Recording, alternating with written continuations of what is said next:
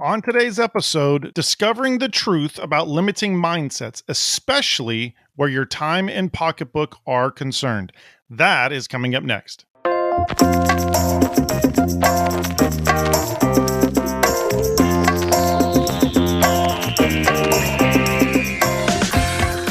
Welcome to the Chris Lacurdo Show, where we discuss leadership and life and discover that business is what you do, not who you are.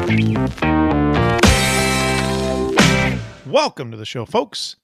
I hope you're having a fabulous day wherever you are. Hey, we've all had that friend who's too busy. They can't meet, they can't go out, they can't afford to. I know our listeners are rarely in that position. But we've probably all got someone close to us who is or who tends to be in that position. There's just never enough time. There's never enough money. They're always under the gun and they're stressed out about it. Now, you might know the type, and maybe that's you yourself. Maybe you've recognized that can be you, that the bills are piling up, the tasks are overwhelming. You feel like you're just getting by. You feel like you're living paycheck to paycheck, or maybe you are living paycheck to paycheck, and the appointments are too many to keep. It's like you're living in your own personal crazy cycle. Now, that's something we talk a lot about on the business side of things, but what about over on the personal side? Maybe we just need some time management. Maybe we just need some budgeting courses. Obviously, it couldn't hurt. And I can tell you that I've seen firsthand how much money management courses like Financial Peace University can change lives. So if you've never checked out Dave Ramsey, I would highly suggest that you go do that. But today, I want to dig into something a little bit deeper in order to discover what's underneath it all. We're going to get to a particular lie that we can sometimes get fooled by, no matter how many courses we've been through. And it's called a scarcity mentality, or it's called scarcity mindset. Now, this is a root system kind of issue, right? Or a root issue, I should say it that way for those who haven't been through Next Level Life, which goes deeper than the surface issues like money or like time. It's how we think about our allotment of time and money that can make us or break us. So that is what we are going to be talking about today. When we come back, discovering what's behind your own personal crazy cycle to find the serenity and the joy that's been eluding you. Freedom, it's so powerful. I felt rejuvenated, almost renewed. I just felt so welcomed and loved and accepted for who I am and not an ounce of judgment. So I was very comfortable there. That had a really big impact on me. It's going to be worth it. It's going to be hard, but it's going to be even better on the other side. For me, it was just very refreshing, and I'm going to say life-giving for me. It really was. I would go through Next Level Life again and probably again because it's so powerful. If you want to experience the same kind of life transformation, the same kind of self-awareness and freedom that they have, or maybe you're just curious what the process would look like for you, then head on over to chrislacurdo.com/nextlevellife.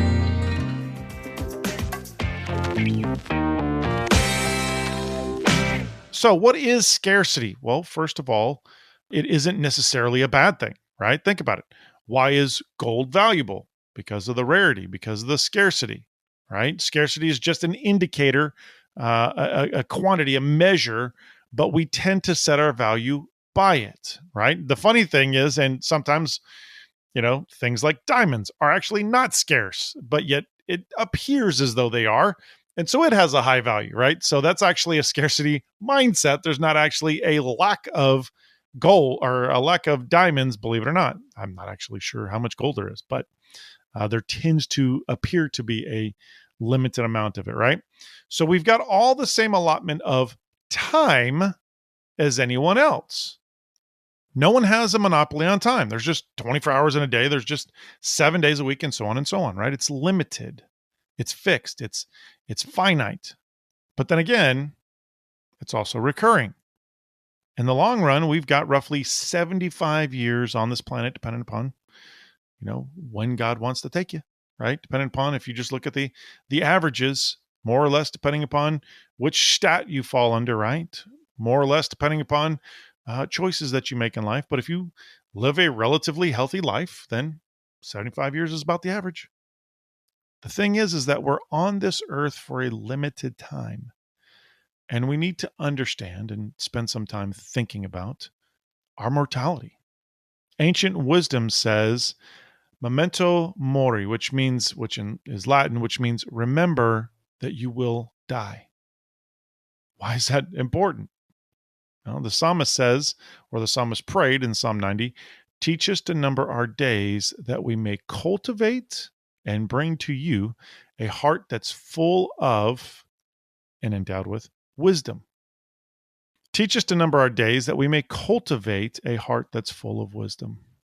We're actually supposed to learn something from the fact that our days are numbered. Our Creator wants us to understand how scarce time is. He wants us to profit from it. Psalm 103 says, the Lord is like a father to his children, tender and compassionate to those who fear him. For he knows how weak we are. He remembers that we are only dust. Our days on earth are like grass, like wildflowers. We bloom and die. The wind blows, and we are gone, as though we had never been here. But the love of the Lord remains forever with those who fear him. His salvation extends to the children's children of those who are faithful to his covenant. Underline that part right there. Of those who obey his commandments. Underline that part right there. The Lord remembers that we are just dust. It's like it puts things into perspective for him. Now, to look at it from an interesting perspective, the CEO of Google, Sundar Pichai, I believe I may have just jacked that up. I'm pretty sure he's not listening. Puts it like this: scarcity breeds clarity. Why is that important to understand from him? Well, Sundar is an Indian American who was born in a small town in South India. He knows what scarcity looks like. He also knows how to take advantage of it. He said it breeds clarity. He goes on to say, hard times force us to make decisions about what really matters. And what about money? You've likely got a job or own a business or have some kind of income. What you do with that income is up to you. You make choices, whether good or bad. Again, it's in limited, not unlimited quantity. And like time, it's fluid and needs to be stewarded. So, shifting perspective here. A scarcity mindset is when you're so obsessed with the lack of something, usually time or money, that you can't focus on anything else no matter how hard you try.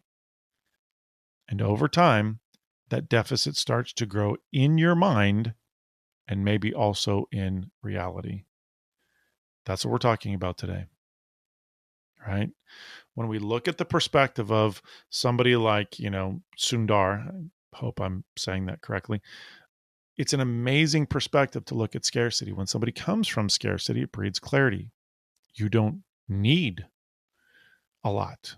You can survive without a lot. You can, scarcity, believe it or not, somewhat gives you options. When you're trying to hold on to everything you got, it kind of removes options. When you put yourself so heavily in debt that you can't do anything but focus on paying off the debt, it absolutely robs you of your options, right? Debt robs you of options. Just think about that for 5 seconds and you'll get there. But what happens when we become obsessed with the lack of something? Over time, not only does it grow in our minds as truth, but in reality, it actually may become truth as well. We may be creating that. It may be a self-fulfilling prophecy. Now, before we look at this scarcity mindset on a few different levels, I have a question for you. What's holding you and your team back from going to the next level this year? The fact is, the more effective you become as a leader, the more effective your team becomes, which means the more your business will grow with less stress. If you're ready to take a huge leap forward in your leadership capability, then you absolutely need to check out our Next Level Leadership Live event coming up this April. Registration is open and seats are selling out, so don't put this off. The keynote lessons are geared to equip you to build high-performing teams, cultivate excellence in every corner of the business, and grow your revenues. We'll teach you 6 truly transformative lessons during this event, and you won't want to miss them. Sign up today at chrislocurto.com/events and get ready for growth. Once again, go to chrislocurto.com/events to take your business to the next level. Okay, let's get back to where a scarcity mentality might be cropping up. Which, on the backside of that ad, don't have a scarcity mentality and hold yourself back from growing and getting good information. Get your butt to the event. Now, let's start on the personal level that we should be able to relate to personally.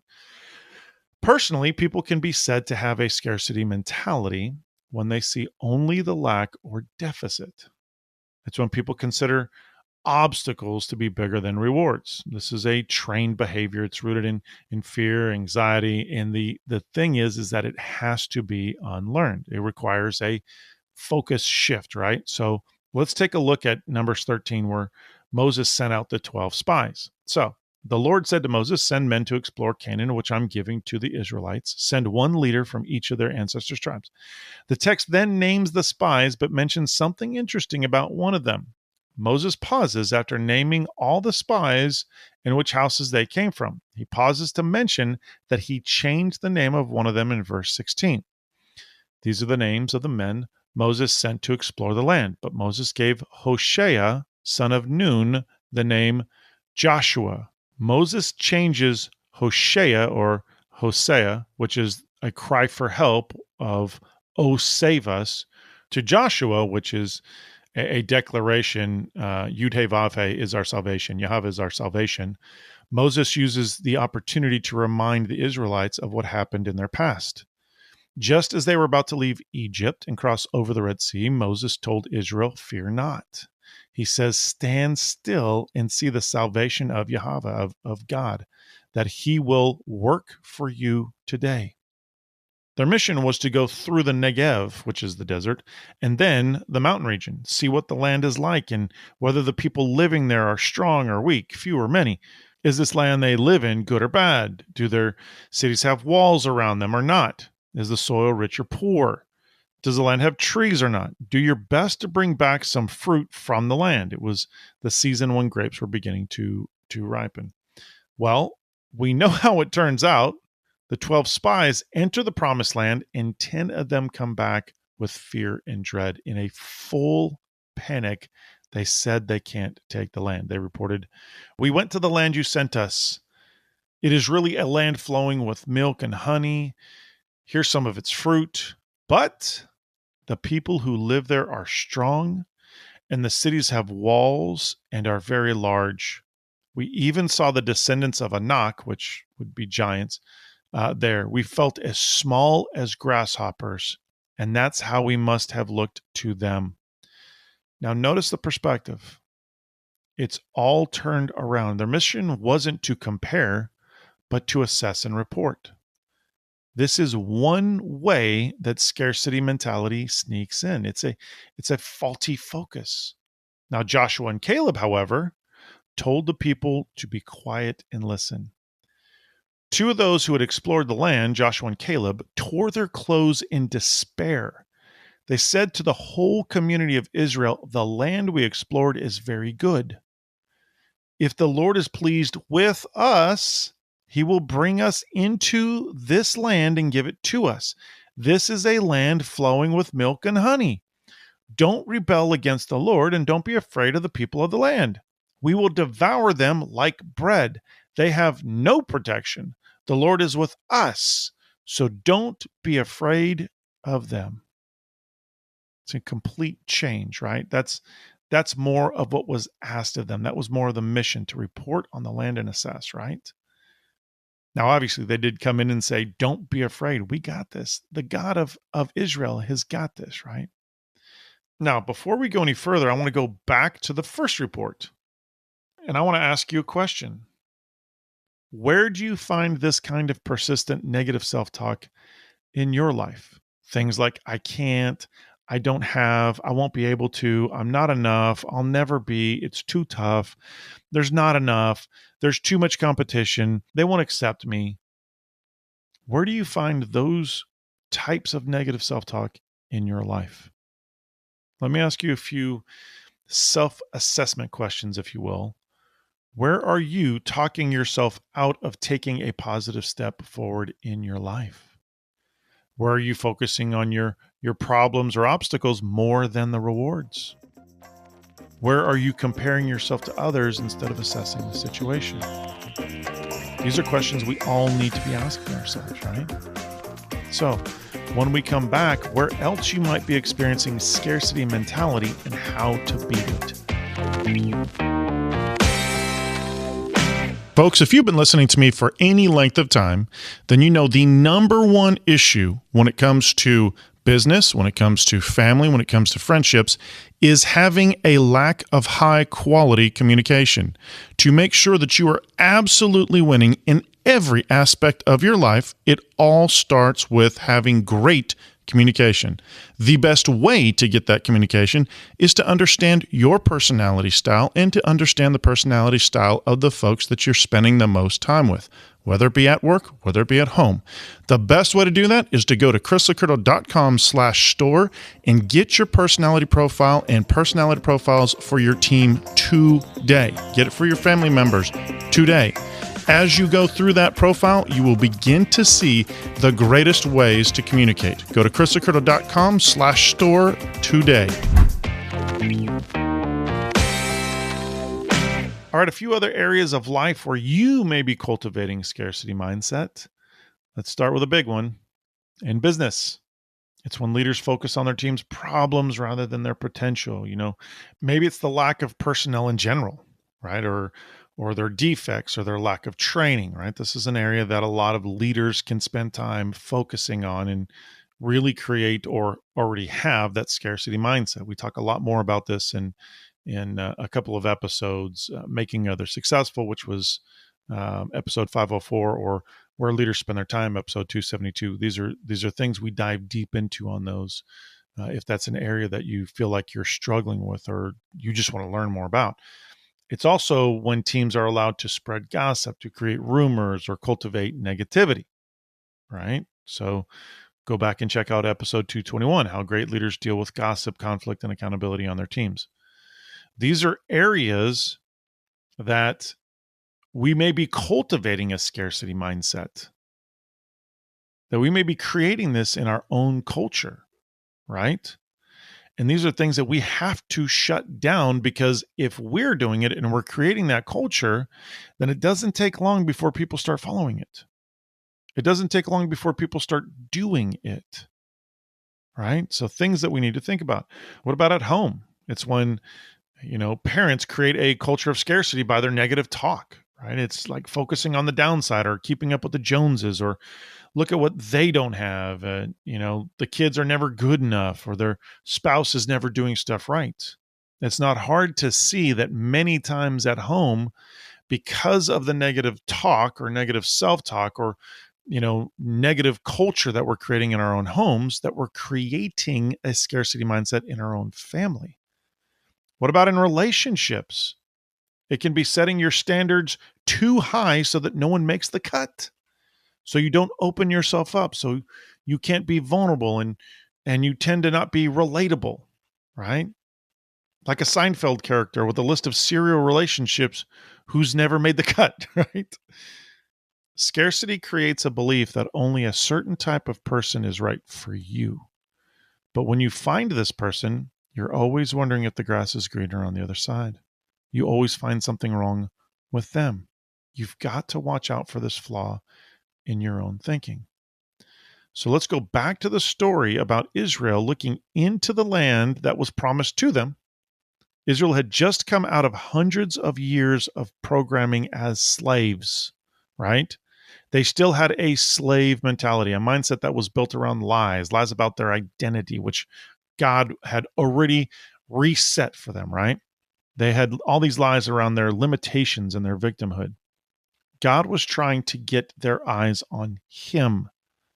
They were just learning to listen to and trust an invisible God, which obviously sounds pretty difficult, right? For those of us that listen to and trust in the invisible God that we've not seen tangibly yet, that's a difficult thing to do. But that's what he was trying to get them to do. Trust me. Look at what I'm doing in your life. Trust that I am the God of abundance. I'm not teaching a prosperity gospel here. I'm talking about he is the king of the universe. He owns it all. He is absolutely a God of abundance and provision, right? Not giving you anything you want, but definitely taking care of the things he knows you need. So here's my question for you. Where does your wrong programming come from? We all have it, by the way. Some people can find it in like core events in their life. Maybe there was a loss or some grief or some trauma in there. A lot of times going through a divorce or losing a loved one, or maybe big things like those are all big, but maybe something big like a bankruptcy really knocked you around, right? Or even something, I shouldn't say so simple, but even something like maybe getting fired, right? Sometimes there's situations that happen in life that create a scarcity mindset. And the problem is that we tend to ruminate on the negative aspects of that core impact, right? The problem is that focusing on something creates more of that very thing. It produces kind of a tunnel vision and creates even more problems. And think about it. If you've ever bought a car, either new or used, what happens as soon as you take your first drive? Everyone and their mother has the same car and they're driving around in it, right? How has that possibly happened, right? You see this car, you want this car, you've not recognized it on the road, and yet once you buy it, now it seems like everybody has one. It's amazing how something so small and so simple can create a mindset for us if we're not careful. So were you part of a freak boom in purchasing the same exact car on the same day? Hardly, I don't think so. Obviously not. You were just suddenly more aware of it than you were before you bought it. Nothing changed externally, but something certainly changed inside of you. That same thing happens when we look at the mindset of either abundance or scarcity. We become and obviously produce more of what we're focused on. So whatever we're focused on, whatever it is, that thing that we do over and over again, that thing that we allow to live in our minds, the negative self-talk that we keep saying to ourselves, the lies that we keep living or telling ourselves, it becomes a self-fulfilling prophecy. We eventually become that. That's the scary thing. How many times do we not recognize that? That we're actually becoming the very positive or negative thoughts that we have in our mind. Now, I'm no positive thinking guru, but I am very concerned about how negative thought patterns are keeping people bound. We talk a lot about this in Next Level Life, right? The lies, the negative self-talk. It's very destructive thinking, and that's what it is. Destructive, right? What about an abundance mindset? What if I don't want to have that kind of mindset? What if I need to get past all of that? I hear you talk about this abundant mindset, but what does that even mean? Let me leave you with 3 steps you can take to start turning your scarcity thoughts around. Number 1 is total acceptance of your present circumstances. You have got to start owning and taking responsibility for where you are. Now listen, if as I said that you went directly into victim mentality, that needs to be a huge warning sign. If that's exactly where you, oh gosh, I'm not responsible for it. Oh gosh, I didn't have any choices. Listen, if that's where you went immediately, you have a bigger issue. It's victim mentality. And that's something we need to get out of. That's something we need to work hard to stop, right? You need to take ownership of decisions that you've made. Have people hurt you? Have people affected you? Of course. But how much stuff have you received that you didn't need to? How much stuff have you allowed that you didn't need to? Right? These are the things we need to take responsibility for. If you're in a situation and you're heavily in debt, that's nobody else's fault. You don't understand, Chris. I know, I hear it all the time. I hear it all the time. I've been in so many bad situations and desperate situations and have learned to get out of it by seeking wisdom and gaining wisdom and all that kind of stuff. But I never understand this specific situation as somebody who's done the same thing. You don't understand, Chris. I didn't have a choice but to go heavily in debt on whatever, fill in the blank. Yeah, you did. You absolutely did. You always have choices. Let's go back to Sundar, right? The CEO of Google. Pretty sure he probably came from a more desperate position than most people listening. Now, believe it or not, we actually have a lot of listeners in India. Glad you guys are listening to us. So you might be in one of those situations now. Here's somebody who came out of this and is actually the CEO of Google. Why? Because he didn't look at his current situation as a victim. He looked at it as an opportunity. It bred clarity for him. It helped him to see opportunities, options, ways out, things that he can do. But so many times, and by the way, let me say, you've heard me say this in past episodes, victim mentality is vogue in our culture. People want to be victims. People are celebrated as victims. It's disgusting and ridiculous and unnecessary, right? So the thing you need to think about is that if you immediately go to victim mentality, that's a big, massive part of what you're experiencing, of what's holding you back. Take ownership of where you are. Take responsibility for where you are and ask yourself this question: what am I going to do about it?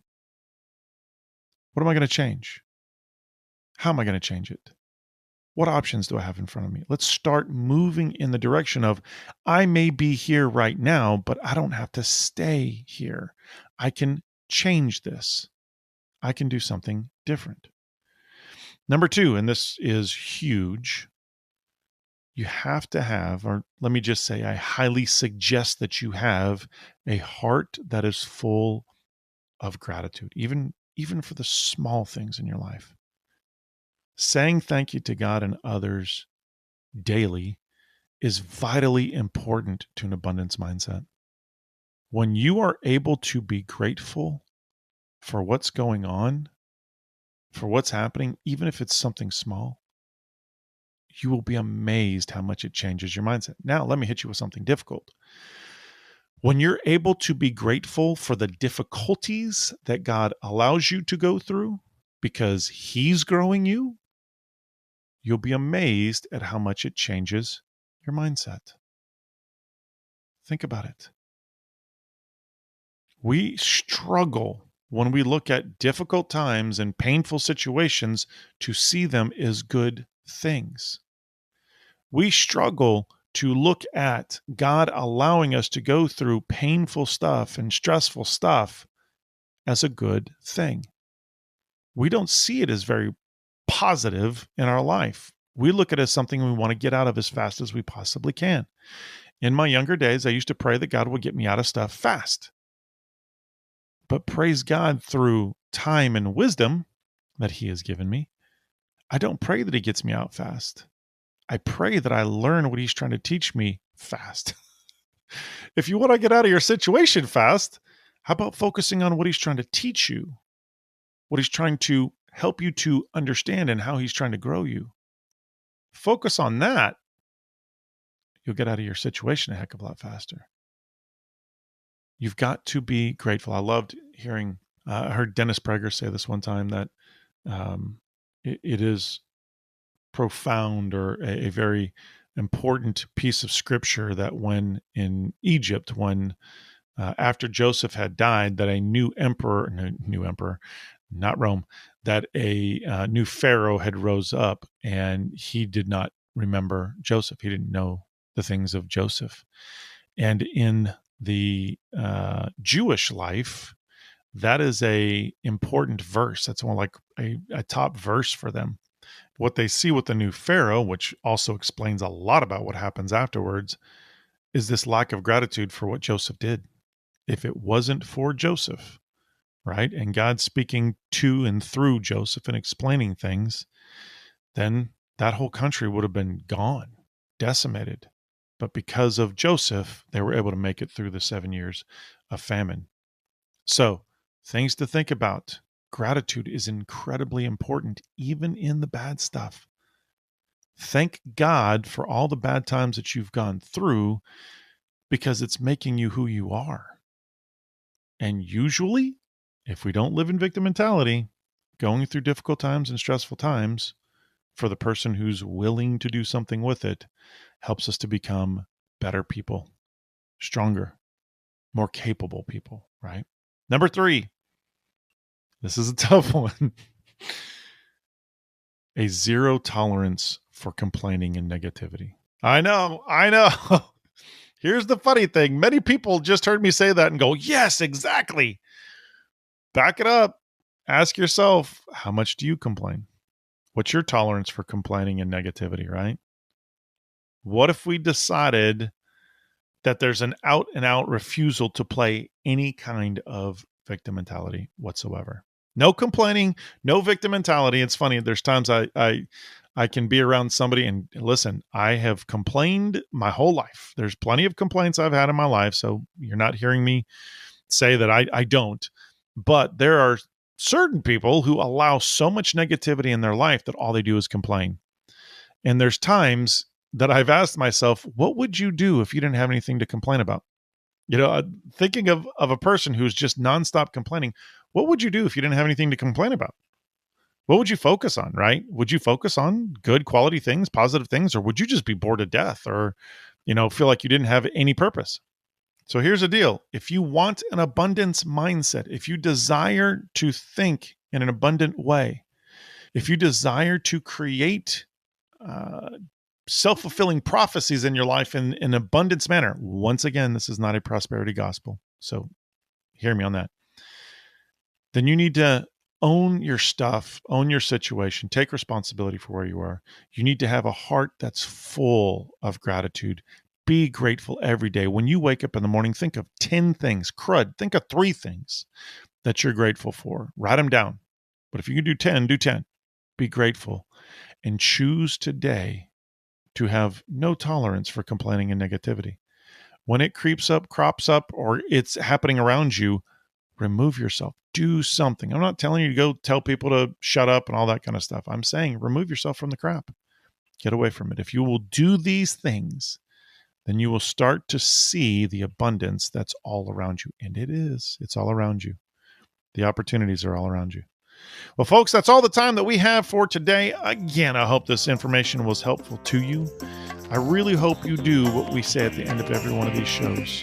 Take this information, change your leadership, change your business, change your life, and join us on the next episode.